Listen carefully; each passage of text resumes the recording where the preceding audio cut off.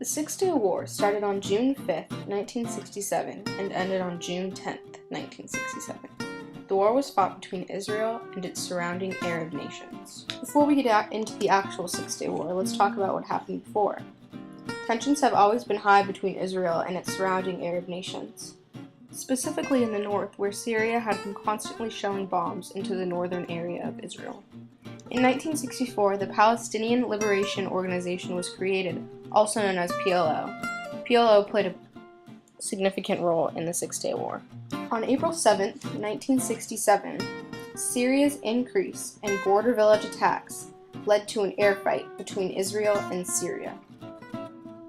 These air fights also led to the other surrounding Arab nations to pledge their alliance to Syria and not Israel. In the months leading up to the Six-Day War, Arab troops amassed around the Israeli borders, leading the Israelis to believe a war is on the horizon. The dawn occurred on May 26 through the 27th, 1967. This is when Egypt and Syria planned to annihilate Israel. Israel found out about their plans.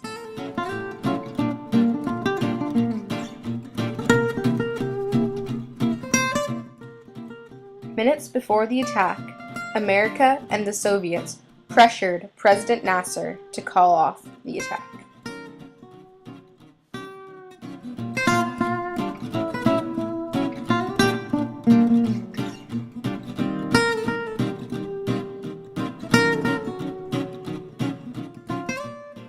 Day one of the Six-Day War began on June 5, 1967. It started with an early morning air raid in which Israeli forces eliminated 85% of Egyptian air forces. They did this by bombing Egyptian air bases, destroying planes as well as runways.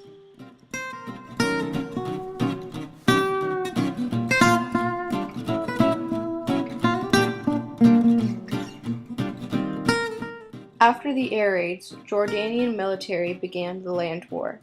Starting in Jerusalem and the West Bank, they bombarded both areas with bombs and bullets.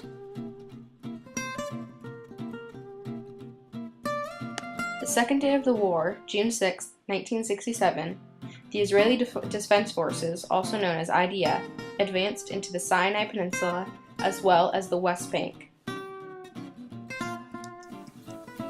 Soon after the IDF began their invasion, the Egyptian troops retreated out of the Sinai Peninsula. Arab nations cut off all oil ties with the US and Britain, in spite of both countries supporting Israel. This became a big problem for both countries, as the Arab nations were their main supply of oil. On this day, Syrian troops also made advances towards Kibbutz Dan in the northern area of Israel. The United Nations Security Council, also known as UNSC, passes Resolution 233, which calls for a ceasefire between all nations involved in the Six-Day War. Day 3 of the war, June 7, 1967, the Israeli Defense Forces capture the West Bank and Gaza. The Israeli Prime Minister, Levi Eshkol, sent a letter to King Hussein of Jordan proposing that Jordan halt all attacks on Israeli territory and agree to a ceasefire. There was no response to his letter. However, later in the day, the United Nations Security Council passes Resolution 234, which calls for a ceasefire, and Jordan agrees to the ceasefire. On Day 4, June 8, 1967, the IDF took all of the Sinai Peninsula, and after reaching the Suez Canal, Egypt finally agreed to a ceasefire.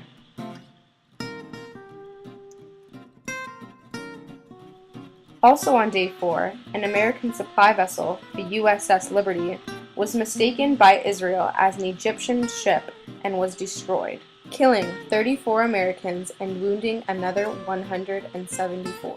On Day 5 of the war, June 9, 1967, Syria continued its bombarding of bombs on Israel's north border, forcing the IDF to make advances towards Syria, concentrating on the Golan Heights. The Egyptian President Nasser revealed to his country on national television that he would be resigning as their president. This upset many Egyptians who rioted in the streets throughout the day, wanting their president back. Later on, Nasser withdrew his resignation. Also on Day 5, the United Nations Security Council, UNSC, passed Resolution 235, once again calling for a ceasefire, and once again being ignored. By the sixth day of the war, June 10, 1967, Israel had taken over the Sinai Peninsula, Gaza, the West Bank, and the Golan Heights. Also on the sixth day of the war, Syria and Israel finally agreed to Resolution 235, bringing the war to an end.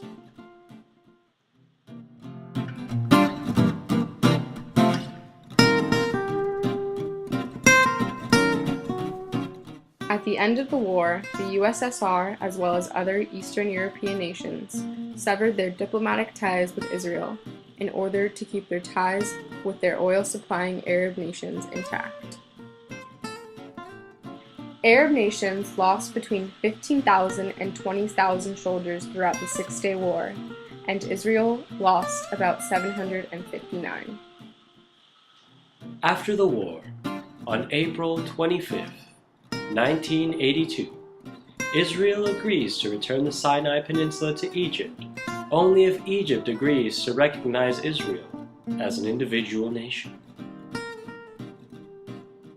Two occasions, in 1998 and 2000, Israel offered to return the Golan Heights to Syria if Syria recognized Israel as a nation. Both times, the Syrians refused. In 1993, the Israelis signed the Oslo Accords, which granted the Palestinians a degree of self-rule which they had never experienced before. It is questionable if there will ever be peace in the Middle East.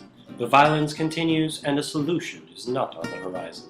The Six-Day War was an incredibly pivotal event in the history of the Middle East, and remains an important part of their geography and history.